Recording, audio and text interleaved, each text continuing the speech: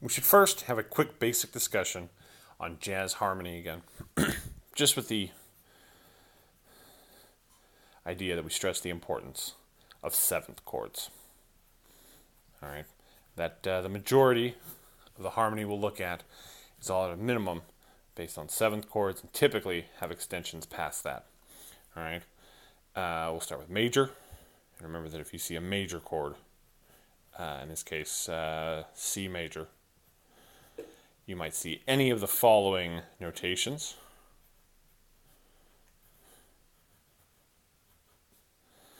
And probably the least desirable, C major 7. All right. Remember that when we're spelling a C major chord, we're always assuming that we're going to include the seventh. All right. Now there are possible tones we could substitute for the seventh, including the sixth, which in this case would be A. So we'd have C, E, G, and A. And that chord would be identified as C major 6.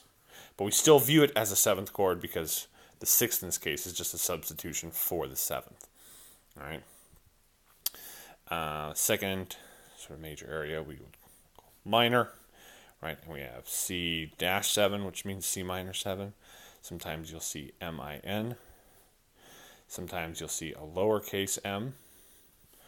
And then in some sort of bizarre cases, you'll see the whole thing written out.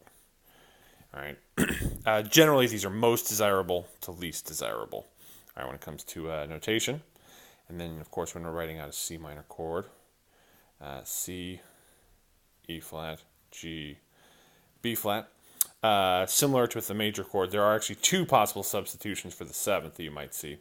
You might see a natural seventh, or you might see a sixth. Right, so you could have C, E flat, G, and B natural. Right, and that would be C major 7, C minor major 7, which would be written like this: C minor major 7. Or there might be times where you see C, E flat, G, and A, and that would be C minor 6. All right. In some more modern things, you might also see C minor flat 6, but for our purposes, we're going to ignore that for now. Third, we have dominant chords.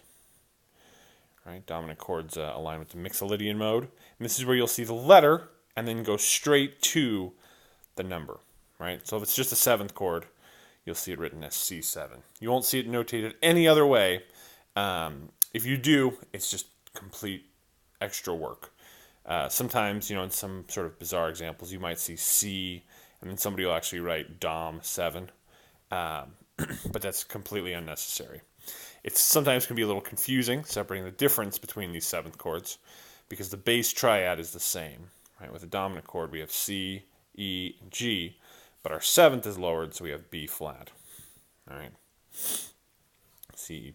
Now, of course, with seventh chords, we can have tons of alterations, and when we talk about extensions later on, or refresh on extensions, remember that any of the extensions can happen. So you could see a chord that says that's C7 and then has a flat 9 and sharp 11, for instance. And this chord would look like this: C, E, G, B flat. And then we add these extensions on top. So the flat 9 would be the same as the lowered second, just up an octave. So it would be D flat. And the sharp 11 would be the same as the fourth, just risen or raised a step, and then taken up an octave. So in this case, that would be F sharp. All right. But for our purposes, right now, we're just having a review on seventh chords. When we talk about some of these different voicing options, it's important that we just have a good refresher on these three ideas. Of course, there are additional chords you might see written as seventh chords, most notably diminished chords.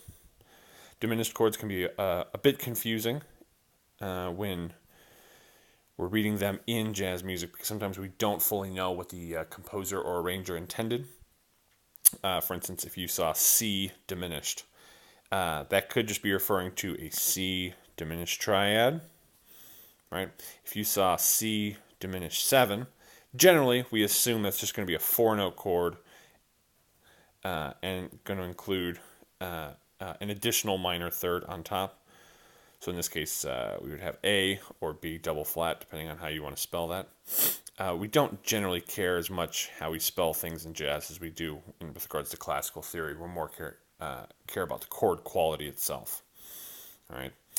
It's possible you could see C diminished major 7, right? In which case, if you see C diminished major 7, you'll see C, E flat, G flat, and then you'll see a major 7 from the root, right? So you'll actually see a B natural in there on top, right?